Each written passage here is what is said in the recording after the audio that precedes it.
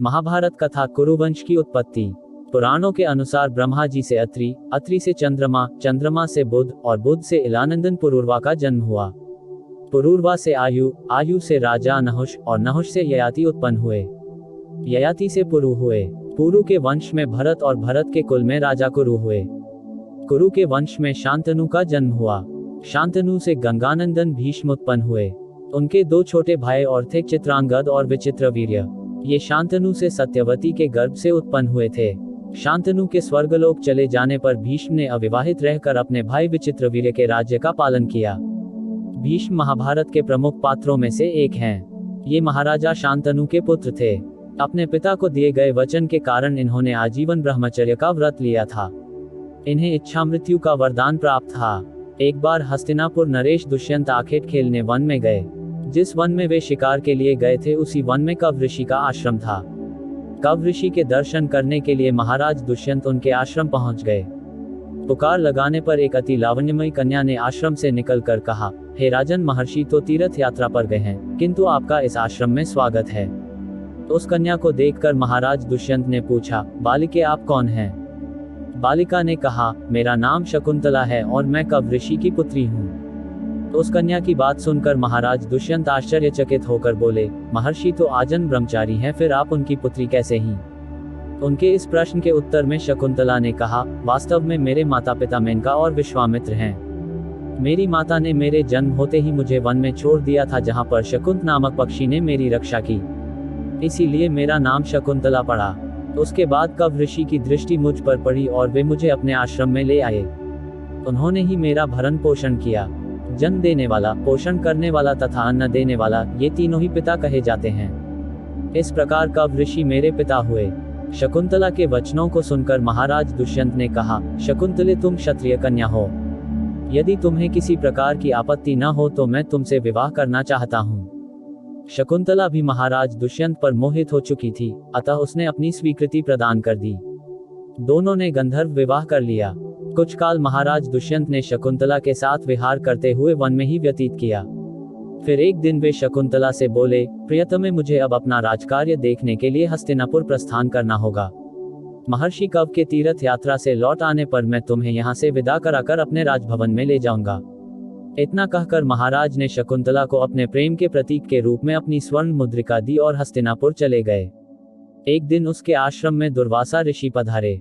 महाराज दुष्यंत के विरह में लीन होने के कारण शकुंतला को उनके आगमन का ज्ञान भी नहीं हुआ और उसने दुर्वासा ऋषि का यथोचित स्वागत सत्कार नहीं किया। दुर्वासा ऋषि ने इसे अपना अपमान समझा और क्रोधित होकर बोले, बालिके, मैं तुझे शाप देता हूँ कि जिस किसी के ध्यान में लीन होकर तूने मेरा निरादर किया है वह तुझे भूल जाएगा। दुर्वासा ऋषि के शाप को सुनकर शकुंतला का ध्यान टूटा और वह उनके चरणों में गिरकर क्षमा प्रार्थना करने लगी। शकुंतला के क्षमा प्रार्थना से द्रवित होकर दुर्वासा ऋषि ने कहा, अच्छा, यदि तेरे पास उसका कोई प्रेम चिन्ह होगा तो उस चिन्ह को देख, उसे तेरी स्मृति हो आएगी। महाराज दुष्यंत से विवाह से शकुंतला गर्भवती हो गई थी। कुछ काल पश्चात कव ऋषि तीर्थ यात्रा से लौटे तब शकुंतला ने उन्हें महाराज दुष्यंत के साथ अपने गंधर्व विवाह के विषय में बताया। इस पर महर्षि कव ने कहा, पुत्री, विवाहित कन्या का पिता के घर में रहना उचित नहीं है। अब तेरे पति का घर ही तेरा घर है। इतना कहकर महर्षि ने शकुंतला को अपने शिष्यों के साथ हस्तिनापुर भिजवा दिया। मार्ग में एक सरोवर में आचमन करते समय महाराज दुष्यंत की दी हुई शकुंतला की अंगूठी, जो कि प्रेम चिन्ह थी, सरोवर में ही गिर गई। उस अंगूठी को एक मछली निगल गई। महाराज दुष्यंत के पास पहुंचकर कव ऋषि के शिष्यों ने शकुंतला को उनके सामने खड़ी करके कहा, महाराज, शकुंतला आपकी पत्नी है, आप इसे स्वीकार करें। महाराज तो दुर्वासा ऋषि के शाप के कारण शकुंतला को विस्मृत कर चुके थे, अतः उन्होंने शकुंतला को स्वीकार नहीं किया और उस पर कुलटा होने का लांछन लगाने लगे। शकुंतला का अपमान होते ही आकाश में जोरों की बिजली कड़क उठी और सबके सामने उसकी माता मेनका उसे उठा ले गई। जिस मछली ने शकुंतला की अंगूठी को निगल लिया था, एक दिन वह एक मछुआरे के जाल में आ फंसी। जब मछुआरे ने उसे काटा तो उसके पेट अंगूठी निकली। मछुआरे ने उस अंगूठी को महाराज दुष्यंत के पास भेंट के रूप में भेज दिया।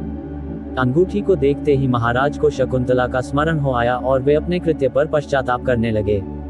महाराज ने शकुंतला को बहुत ढूंढवाया किंतु उसका पता नहीं चला। कुछ दिनों के बाद देवराज इंद्र के निमंत्रण पाकर देवासुर संग्राम में उनकी सहायता करने के लिए महाराज दुष्यंत इंद्र की नगरी अमरावती गए।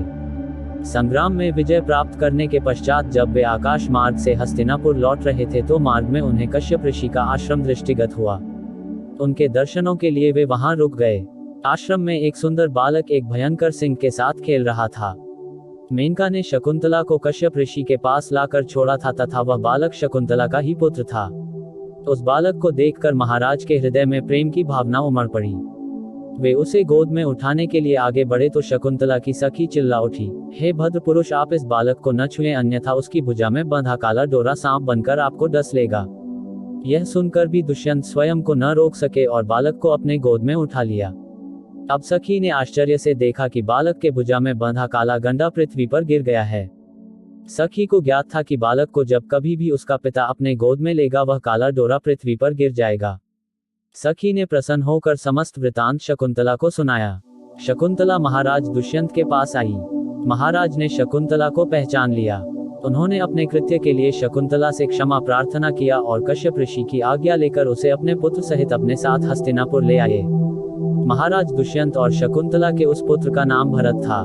बाद में वे भरत महान प्रतापी सम्राट बने और उन्हीं के नाम पर हमारे देश का नाम भारतवर्ष हुआ।